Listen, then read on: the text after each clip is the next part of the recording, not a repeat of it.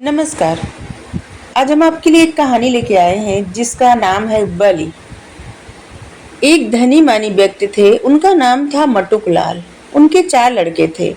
सब कुछ बहुत अच्छा चल रहा था कि अचानक उनका व्यापार रुक सा गया। फिर धीरे धीरे कमी आने लगी उनके शानो शौकत में, ऐशो आराम में। मटुक लाल बहुत चिंतित रहने लगे। उनको समझ में नहीं आ रहा था कि वो क्या करें।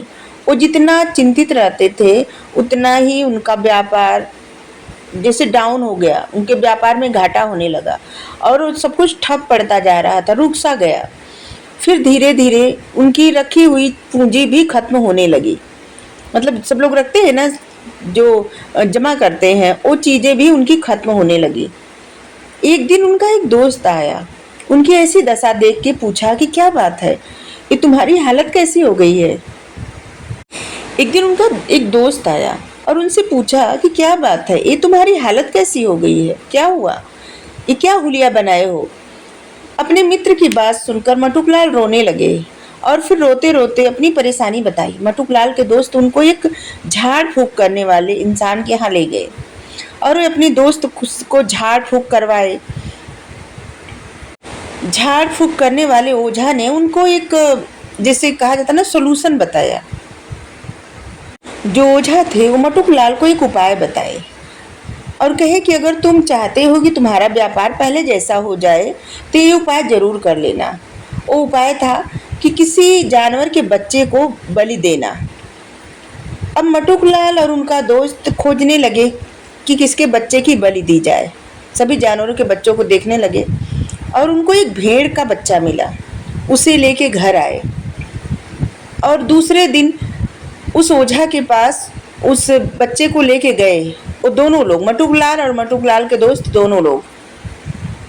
लेकिन उधर ओझा का क्या हुआ था कि उसको पुलिस पकड़ ले गई थी। कोई परेशानी हो गई थी, कोई रिपोर्ट दर्ज किया करा दिया था उसके खिलाफ और उसको पुलिस पकड़ ले गई।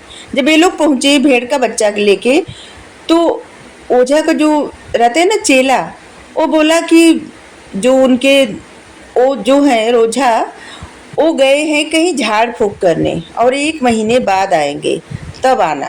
वो ऐसे बोला कि आप लोग तब आना जब वो 1 महीने बाद आएंगे। वो झाड़ फूक करने कहीं गए और झूठ बोला। लेकिन मटुकलाल के मन में एकदम उत्सुकता बढ़ गई थी कि वो जल्दी से बलि दें और जल्दी से उनके व्यापार में तरक्की हो जाए, सब कुछ एकदम प्रॉफिट हो जाए, उनका पहले जैसा शानो शौकत आ जाए।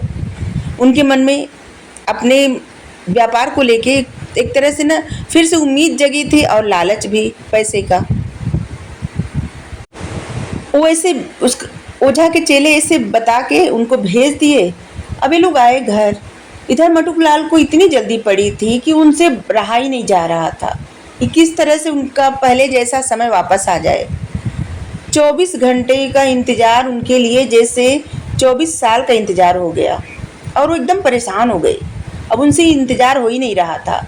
उनको ऐसा लग रहा था कि 1 महीने बाद आएंगे तो फिर 1 महीने बाद बलि दी जाएगी, इसके बाद तब इनका अच्छा दिन आएगा। और जिससे मटुकलाल बहुत ज़्यादा परेशान हो गए और वो 24 घंटे इंतजार किए, जैसे लगा उनके लिए 24 साल बीत गए। और वो सोचते सोचते चले गए अपने दोस्त के घर। अपने दोस्त से अपनी सारी परेशानी बताए और उनसे बोले कि उनसे अब इंतजार नहीं हो पा रहा है, वो क्या करें। तो उनके दोस्त पहले उनको समझाया कि देख आ जाने दो। तो बोले कि नहीं, हमें जल्दी है। तो उनका दोस्त सोचते सोचते बोला कि ऐसा है कि सब लोग माता जी के यहाँ बलि देते हैं और तुम भी चलो वहीं पे बलि दे दो। तो वो बोला कि ठीक है। मटुकलाल बोले कि ठीक है, माता रानी के आशीर्वाद भी मिल जाएगा और बलि भी दे देंगे। और जिससे मटुकलाल और उनका दोस्त और छोटा सा बच्चा लेके माता रानी के एक चबूतरा था, उस चबूतरे के पास गए और माता रानी के पूजन किए, जो भी विधि थी सब पूजा वूजा किए। फिर उस भेड़ के बच्चे को मारने के लिए जैसे ही तलवार उठाए, अचानक दूर से आवाज आई, तनिक ठहरो मैं आती हूँ। और एक बूढ़ी अम्मा आई और पूछने लगी मटुकलाल से कि इस क्या कर रहे हो तुम लोग।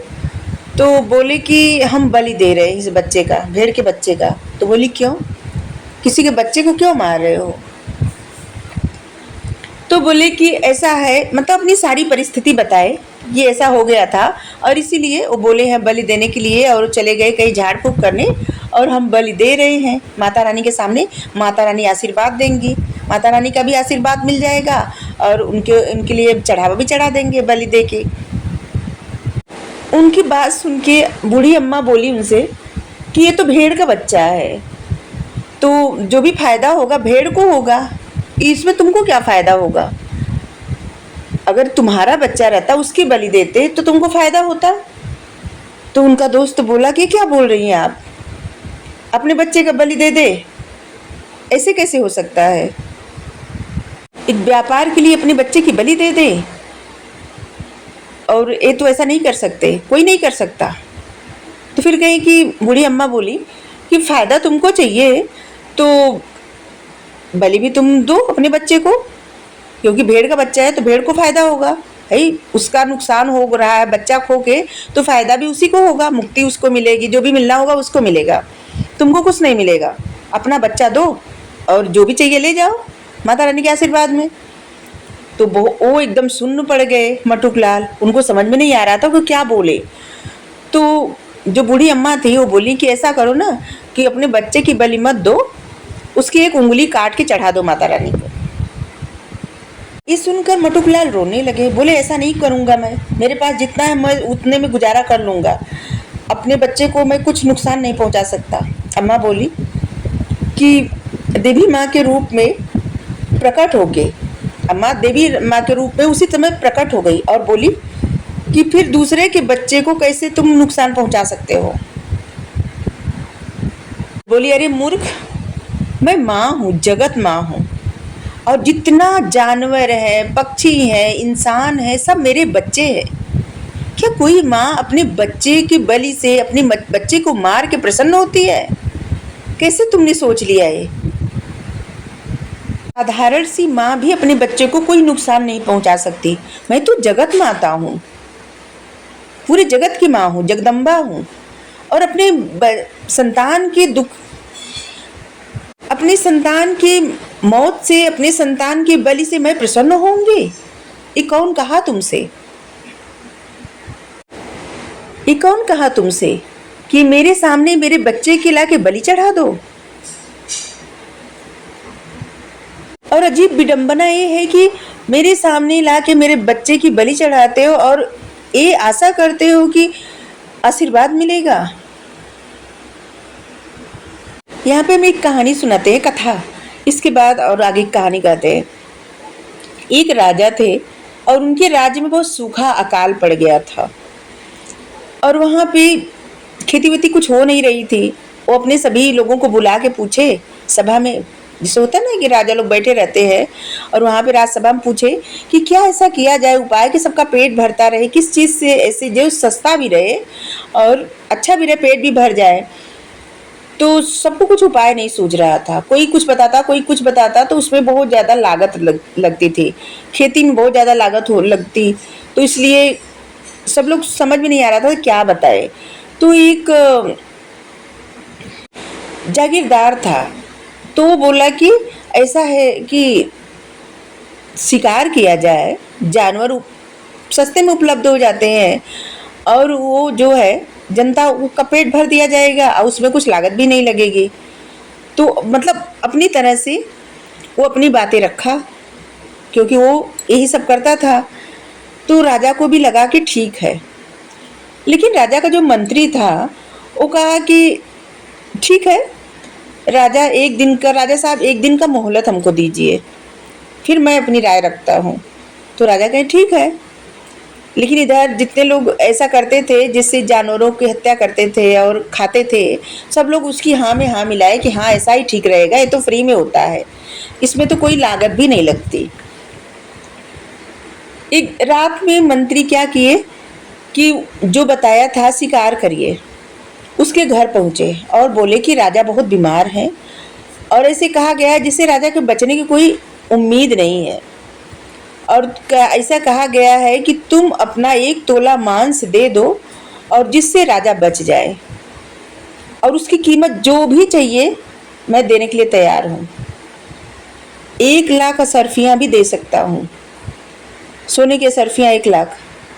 तो बोला कि नहीं, हमसे ले लो 1 लाख सोने की असरफियाँ। और हम 1 तोला मांस नहीं दे सकते। अगर 1 तोला मांस निकालेंगे बचेंगे ही नहीं, असरफियाँ क्या करेंगे? और हमसे ही ले लो। और वो क्या करता है, दे देता है 1 लाख असरफियाँ। और ऐसे-ऐसे जो लोग हाँ में हाँ मिलाए रहते हैं, सबके यहाँ मंत्री जाते हैं और कहते हैं अपना 1 तोला मांस दे दो, और कोई देने के लिए तैयार नहीं होता। और सब लोग 1-1 लाख असरफी देते हैं। दूसरे दिन मंत्री आते हैं, राजा को दिखाते हैं कि लीजिए, ढेर सारी असरफियाँ हो जाती हैं। राजा से कहते हैं करोड़ों असरफियाँ। राजा कहते हैं कहाँ से मिला? तो मंत्री कहते हैं कि ये लोग कहते थे ना कि मांस फ्री में मिलता है, तो ये मांस की कीमत है। ये लोग जो सारी कहानी बताए, ये लोग अपने 1 तोले मांस की कीमत बता दिए हैं। अब बताइए कहाँ से जानवरों का मांस क्या फ्री में मिलता है? सबको उतना ही दर्द होता है, सबको अपनी जान उतनी ही प्यारी है। फिर जो भी असरफियाँ थी उसी से खेती हुई और बारिश भी हुई और सब कुछ अच्छा हुआ। तो यहाँ पे माता रानी यही कहती हैं कि मेरे बच्चे के मेरे सामने बलि दोगे, चढ़ावा चढ़ाओगे और सोचते हो कि मैं प्रसन्न होंगे? ये कौन कह दिया है? जिस तरह से तुम अपने बच्चों को कष्ट में नहीं देख सकते, उस तरह से जो नहीं बोलने वाले जानवर रहते हैं ना, वो भी अपने बच्चे को कष्ट में नहीं देख सकते, बचा नहीं सकते, लेकिन कष्ट में देखकर उनको भी इतना ही तड़प होती है, इतना ही दर्द होता है। अब समझ में आ गया था मटुकलाल को कि हाँ, ये तो गलत है, और वो माता रानी से बहुत क्षमा मांगे और फिर अपने घर को आ गए। और फिर इसके बाद मेहनत करने लगे, उनका व्यापार सब अच्छा से चलने लगा। लेकिन किसी के भी बच्चे को नुकसान, जैसे अपने बच्चे को कोई नुकसान नहीं पहुंचा सकता, और वो जानवर या किसी चीज़ का। हमारे तो पुराणों में भी जो है कहा गया है कि जो लोग होठ से पानी पीते हैं वो शाकाहारी भोजन करें, और जो लोग जीभ से पानी पीते हैं वो मांसाहारी भोजन करें। मांसाहारी भोजन जानवरों के लिए रहता है और शाकाहारी भोजन इंसानों के लिए। इंसान होके किसी का मांस खाए या फिर किसी की जान ले ले, इंसानों को धरती पे भेजा गया है रक्षा करने के लिए, रक्षक बना के, भक्षक बनने के लिए नहीं बताया गया है। तो यही कहानी थी। अगर आपको पसंद आई हो तो ज़रूर बताइएगा। Thank you so much. Radhe Radhe. Thank you.